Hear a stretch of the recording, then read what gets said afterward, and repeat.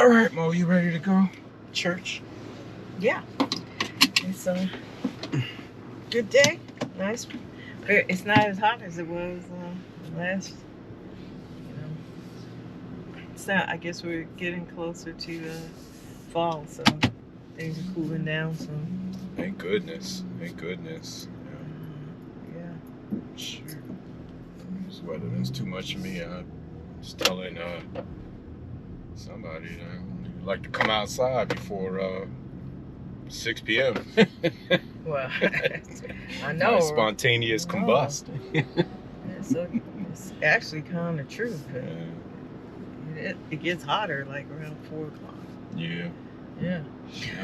So anyway, as we're moving on, Mm-hmm. going to church and everything, I was thinking this morning. I heard you listening to a podcast and everything, Right. and I was wondering, like when I get ready when I start my days, I really like to start them listening to a little bit of music, gospel music, something. Gospel music in particular, right? Gospel music in particular. Are you too holier than thou to listen to some secular music?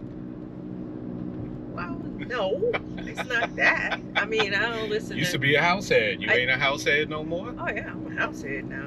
Once a househead, always a househead.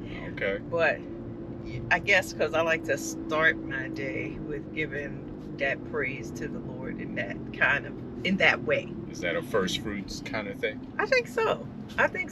And I was just wondering how you feel about that. Do you think that, there's any merit to that? Well, I think there's merit to it, of course, but you're trying to figure out what I think. I'm just trying to figure out the question. That's the trying to answer the question for me again. Oh, okay. I just checking. But I hope the answer is yes. Now the pressure's on to answer but yes. Anyway, no, it's not. Nah. Seriously, I beginning of the day listening to something that gets the mind stimulated is good. But generally, yeah, I try to put something godly or God-centered in my head before I start the day. Typically, it's not James McDonald, but there's a guy, David Hoots from First Baptist. Okay. If I get up early enough, I'll catch his program that comes on TV. Oh man, look at that. Okay. I think the question was like, how do I like to begin my day? And I try to put some God in there, see with the gospel music. I like, telling Alexa to play some gospel music or play somebody's station, which gives you a nice mix of different artists. And that's usually where I start while I have my coffee. We have our coffee. Okay. Yeah. So I think it centers me and calms me down before I start the day. Whatever mind chatter I had grown, waking up, thinking about, oh my God, I gotta do this and this and this and this and this and this and this for the day. I mean, thank God I'm busy, but it becomes mind chatter. And if you what's the scripture, right? Control it's about your thoughts. Bringing every thought into control. Oh man. You know what I'm talking about. Yeah. Bringing all thoughts under control. The imaginings under control. Yeah. So I think it's Ephesians. Something in there. I wish I could memorize the Bible and call on the scripture, but I think the Spirit does that for me from time to time. I mean, I think we can still do that.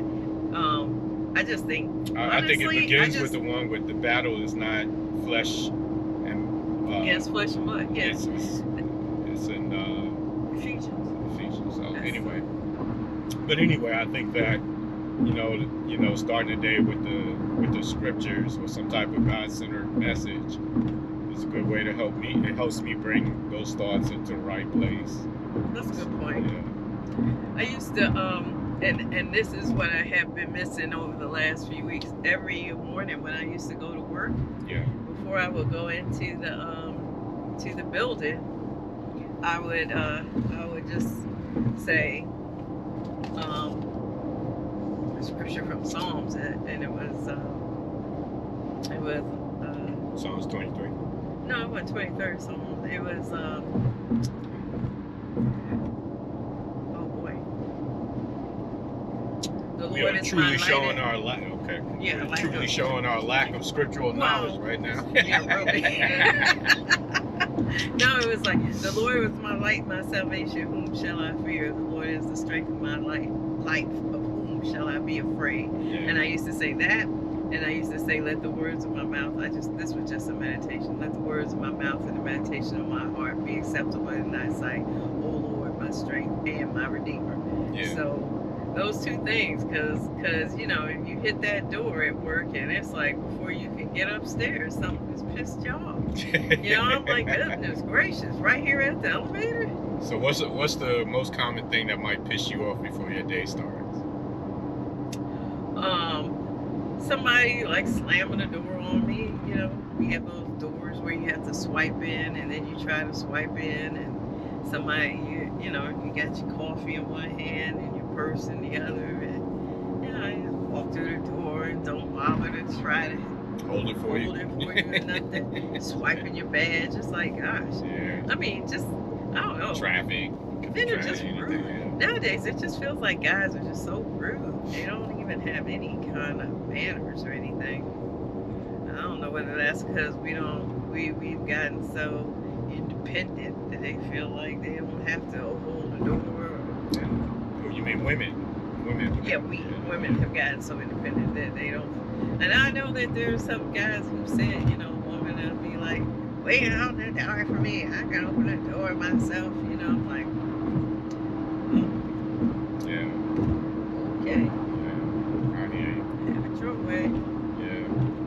So I have another question. How do you feel about my African outfit today? You've always been able to pull that off. You know, you look good. Your hair is up. Looking truly like African queen. You probably should have saved it for February, Black History Month or something. But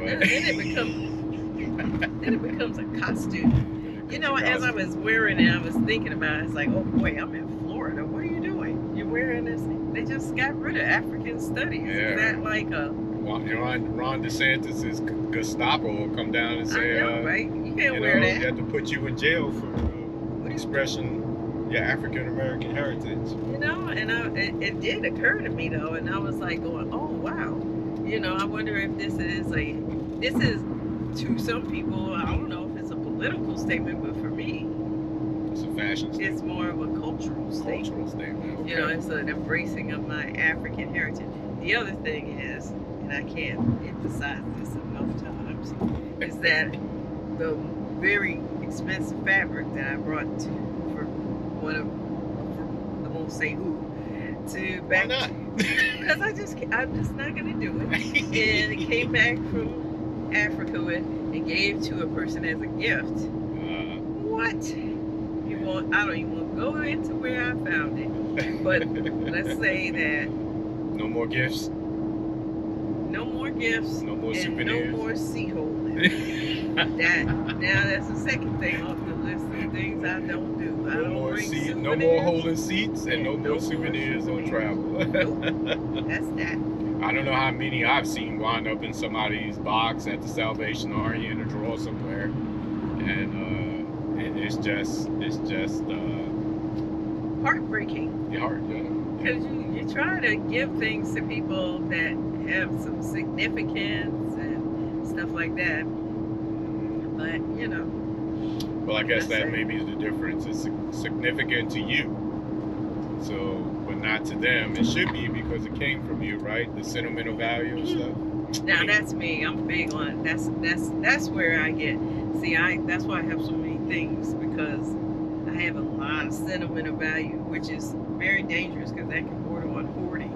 That's how hoarders start, because they have attached people to things or whatever. They have this, you know, over attachment to things. Well, I think that usually begins with some trauma, but I understand what you're saying. But that's true. Yeah. You know, I mean, yeah, usually it begins, but that's one of the key elements of them not being able to let go. They got some kind of memory or something associated with everything. Yeah. But there are some things, that I just have there that I have learned how to decipher what are things that do merit that, because it's like I'm like that. But mostly about. I'm like your jewelry. Yeah, but I think I'm mostly about that when it comes to my comic books. They've been following me since I was a teenager. And then it doubled in size when Andre passed, and his mom gave me his collection. But at some point, I am gonna have to liquidate those things and keep the ones with the most sentimental value. Yeah. And try to do something with the return that will be equal to the value that Andre had in my life, and I know. the memories and stuff. So maybe I'll frame a few of the ones that are really exceptional. Yeah. Mostly it's I'm gonna tell you, it's the X-Men 95 and 96. And when we were growing up, I used to say, "Come on, man, can I read them? Can I read them?" He's like, "You ain't gonna put your little greasy, grubby hands on my comics and mess them up." I was like, and that was one of the fondest memories of our time together. Of so many, Yeah. so many, yeah. But to answer your question, I think you pull off the African gear quite well, and it's quality. Sometimes you'll see some gear that is not, some outfits that don't have a certain amount of authenticity or a look of authenticity, but the stuff that you wear is quality, and it so it helps. This particular outfit is probably close to 40 years old, because I got it.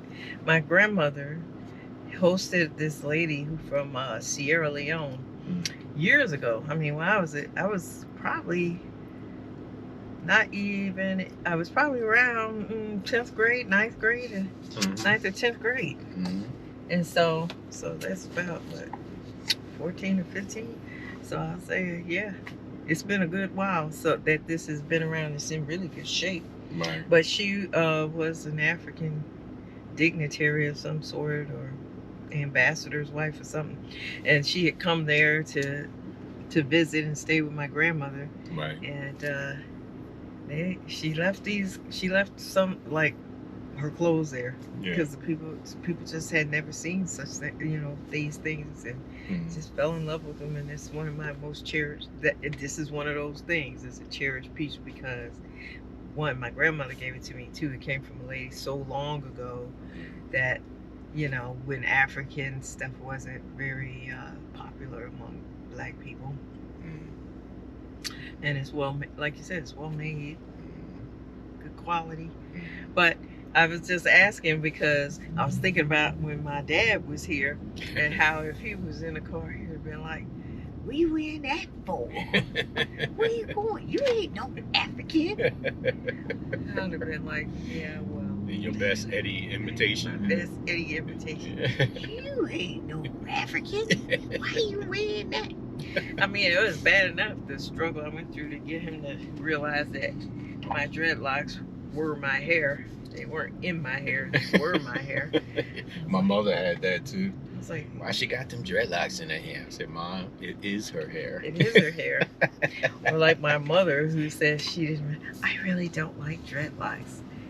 To which I reply, "Well, I guess you shouldn't get any then." But she's funny. She takes all my little ribbon in stride. She's a good sport. Yeah. But I think that's an extension. This outfit is an extension of your creativity. Everybody has a creative gene, I'll say, or creative bent, and you express your creativity through this, through your crocheting and your scrapbooking back in the day.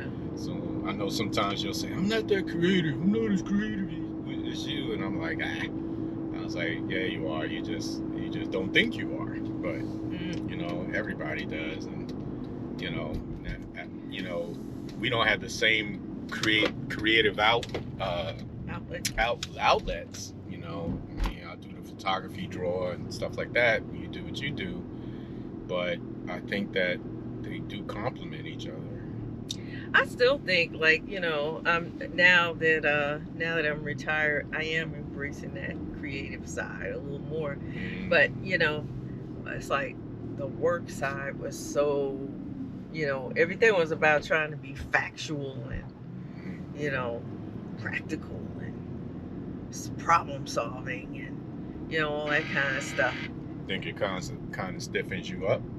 Yeah, it doesn't give you a lot of well, even though engineering in itself could be creative because you could patent something that's like never been done, but just the environment that I was in was not about that. It's the military, so it's all regimented, even though it's not. But anyway, it's a different story. Right.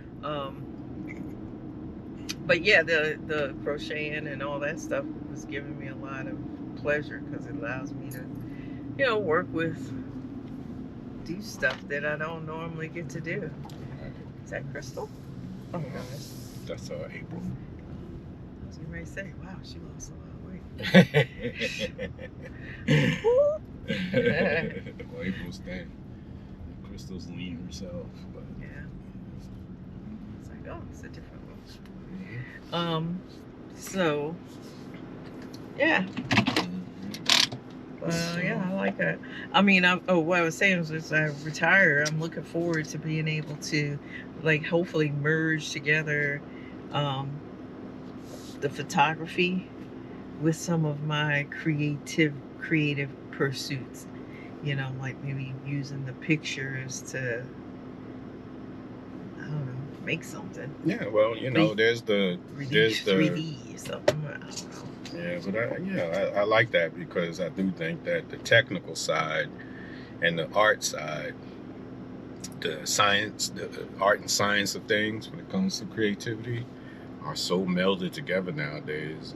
You need the tools like, the camera itself and the science of, light, ISO, aperture, all that different stuff. And then the artistic vision to see something and use the tools and the science to produce it. Yeah. So I think you do that with the crocheting right now. Some of the stuff that you put together, I'm like, okay, do your thing, girl. I didn't see that in you before, but this how long you been at it now? Like a year and some change almost, maybe 2? Probably closer to 3 because I started right as a little bit after the pandemic. Because that was part of what I was doing to keep busy while I was in the pandemic, was starting to crochet and make some stuff and try my hand, really learn what is this crochet thing all about. The one thing I learned was that you can't use a machine to do crochet. There is no machine that crochets, so because of the way the stitches are made. But I mean, there's two opportunities. I can make a machine, maybe I should try and make a machine. Oh, you mean like the U-turn signal? Are we gonna do that? I'm still convinced that I can get that to market eventually, but that's next. But the crochet machine, I don't know if I want to though, because there's a certain element of doing something that is handmade. Because everything we have now is so machine made. There's an app for that, right? Maybe. So, yeah. All right, let's go do this church thing. All right.